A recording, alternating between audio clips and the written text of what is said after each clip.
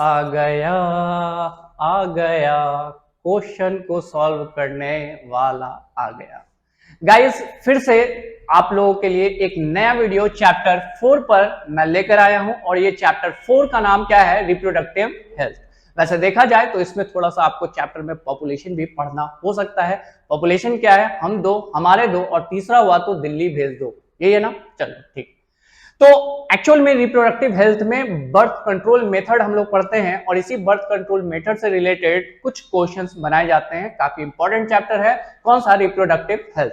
तो बिहार बोर्ड में जितने भी क्वेश्चन पूछे गए हैं 2022 में इस चैप्टर से रिलेटेड, वो सारे क्वेश्चन का 1 बाय 1 करके हम लोग एनालिसिस करेंगे। तो सर बाकी सारे क्वेश्चन कहाँ है? तो यहाँ इस आई बटन को आप क्लिक करोगे और इससे प्रीवियस ईयर भी क्वेश्चन आप देख सकते हो। 2021, 2020, 2019 मतलब 5 ईयर का क्वेश्चन वहां अवेलेबल है। गाइस बैठे बैठे क्या करना है? करना है कुछ काम। बंद हो गया था मेरा टीवी, अब कैसे देखेंगे हम आगे का वीडियो? मजा नहीं है ऐसा। ऐसे भी हम शायर नहीं है जो कि आपको अच्छे अच्छे शायर मैं सुना सकता हूँ। हाँ, क्वेश्चन भले सॉल्व करा सकता हूँ, उसकी गारंटी है। चलो तो गाइस आगे मैं बढ़ता हूँ क्या क्वेश्चंस की तरफ। 2022 का ये 5 ईयर जो क्वेश्चंस में हम लोग 2022 का क्वेश्चन देख रहे हैं, इसमें गाइस 5 क्वेश्चन पूछे गए हैं जिसका 1 बाय 1 करके हम लोग क्या करेंगे? एनालिसिस करेंगे। सर साइड हटिए क्यों हटे? क्योंकि आपको स्क्रीनशॉट लेना है, आप ले लो स्क्रीनशॉट। चलो हो गया गाइस।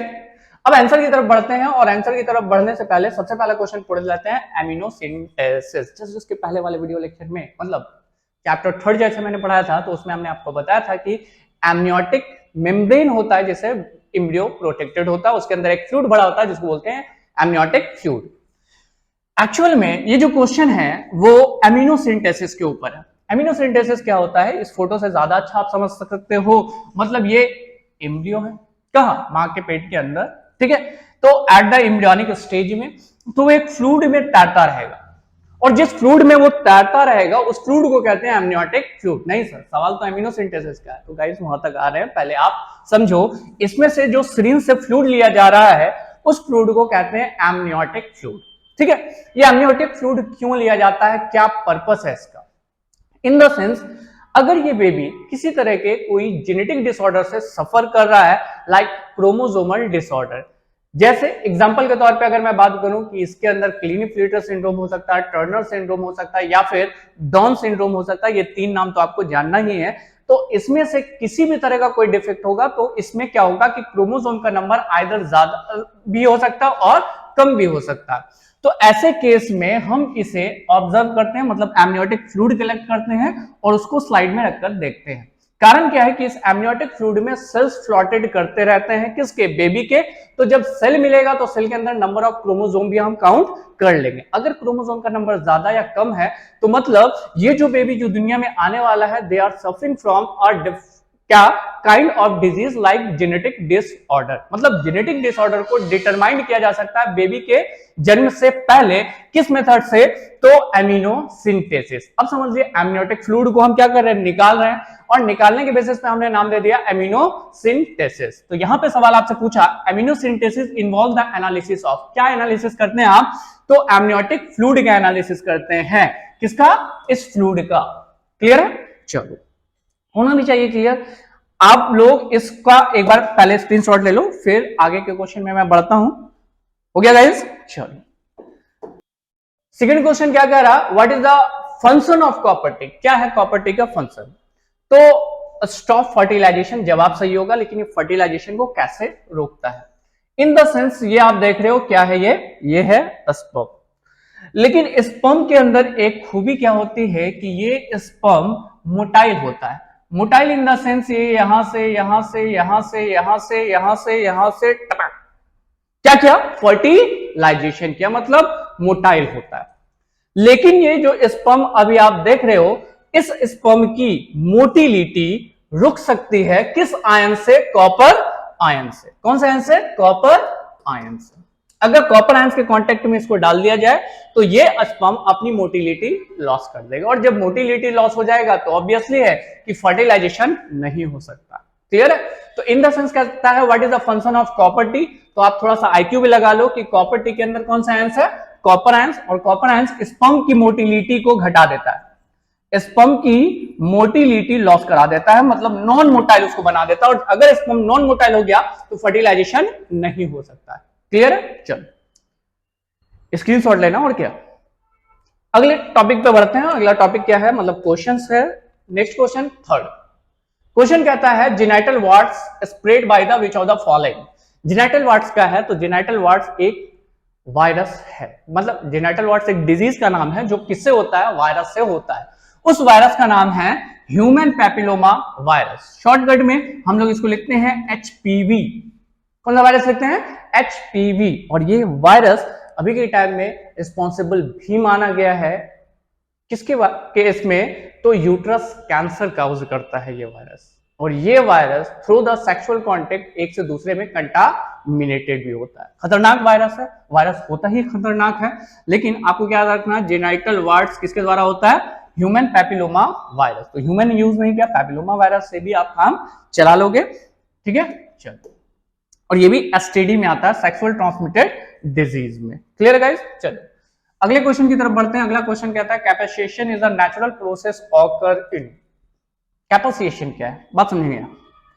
एक ऐसा प्रोसेस जहां पे स्पर्म क्या अचीव करता है कि वो केमिकल नेचर में फर्टिलाइज कर सके, किससे, ओवम में। It will occur in the female reproductive tract. अब बात समझिएगा, प्रॉब्लम कहां पे आया था। प्रॉब्लम ये आया था कि जब दोनों को, ओवा को स्पर्म को बॉडी से बाहर निकाल के फर्टिलाइज कराया गया था, तो फर्टिलाइजेशन में सक्सेस रेट में बहुत कमी आ रही थी। क्यों कमी आ रही थी, क्योंकि जब स्पर्म फीमेल के रिप्रोडक्टिव ट्रैक्ट में जाता है तो कुछ ऐसे केमिकल का फॉर्मेशन होता है फीमेल के यूट्रस के अंदर, जिसके अंदर स्पर्म सेल अपने आप को तैयार करता है फर्टिलाइजेशन के लिए। क्लियर? तो द टर्म इज कॉल्ड कैपेसिएशन, मतलब वो अपने आप को तैयार कर दे, रेडी कर दे, क्या चीज करने के लिए, फर्टिलाइज करने के लिए। और ये कैपेसिएशन जो है स्पर्म सेल अचीव करता है, लेकिन मेल रिप्रोडक्टिव ट्रैक्ट में नहीं, कहां, फीमेल रिप्रोडक्टिव ट्रैक्ट में। और इस कारण टेस्ट ट्यूब बेबी जो फॉर्मेशन किया गया या फर्टिलाइजेशन कराया गया, तो आपको पता है कि टेस्ट ट्यूब बेबी कहां, फर्टिलाइजेशन तो कराया जाता है लेकिन बॉडी के बाहर।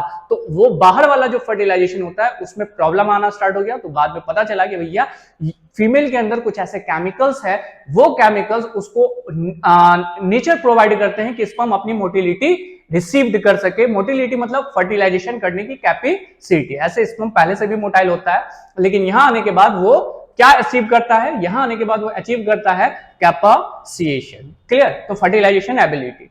तो ये कहां होगा, फीमेल रिप्रोडक्टिव ट्रैक्ट में। This is a female reproductive tract. Clear है?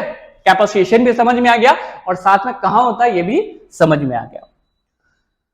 अगले क्वेश्चन में बढ़ते हैं गाइस। फोर्थ नंबर क्वेश्चन खत्म, लास्ट क्वेश्चन है हम लोगों का, मतलब इस चैप्टर से। What do you mean by sterilization, name any two method. Sterilization का मतलब, अगर मेरे अंदर फर्टिलाइजेशन की कैपेसिटी है तो मैं फर्टाइल कहूंगा। अगर किसी ने अपना स्पर्म मतलब फर्टिलाइजेशन कैपेसिटी लॉस कर दिया तो उसको हम लोग कहेंगे स्टेरिलाइजेशन। सिंपल सा एकदम डेफिनेशन है, बात समझ लो कि स्टेरिलाइजेशन क्या है। कहता है sterilization is a permanent method of birth control. Birth control का ये परमानेंट मेथड है, कौन सा, स्टेरिलाइजेशन। अगर स्टेरिलाइजेशन में आगे हम लोग बात करते हैं तो कहता है कि surgical method can be used in male and female. हम लोग सर्जिकल मेथड का यूज करते हैं मेल में भी और फीमेल में भी। किस चीज के लिए, बर्थ कंट्रोल करने के लिए। एक्चुअल में जो हम लोग मेल में यूज करते हैं उसको वैसेक्टॉमी कहते हैं, और फीमेल में जो यूज करते हैं उसको बोलते हैं ट्यूबेक्टॉमी। और इस दोनों का सबसे अच्छा एग्जांपल आपको इस फोटो से नजर आएगा।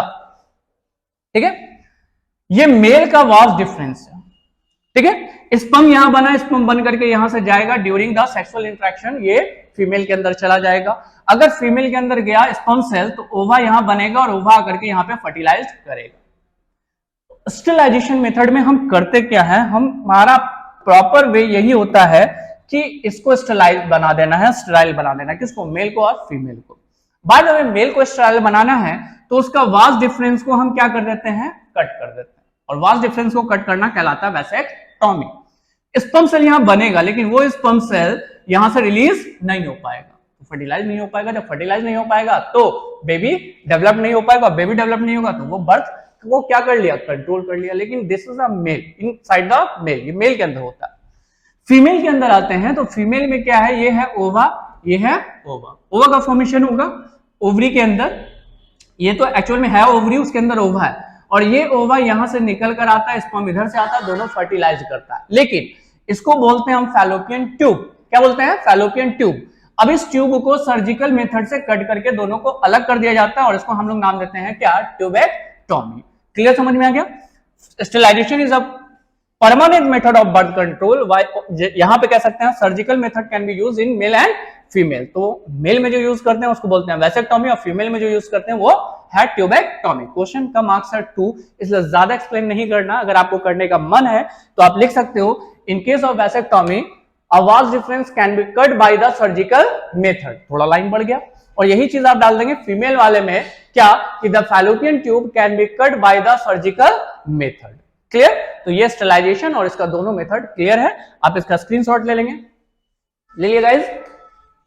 नहीं सर अभी लिए कहां है स्क्रीनशॉट, अब ले लो। चलो यहां तक की कहानी खत्म। आज का वीडियो लेक्चर यहीं खत्म होता है। नेक्स्ट वीडियो के लिए बने रहिए हमारे साथ हमारे इस YouTube चैनल में। Thank you and bye.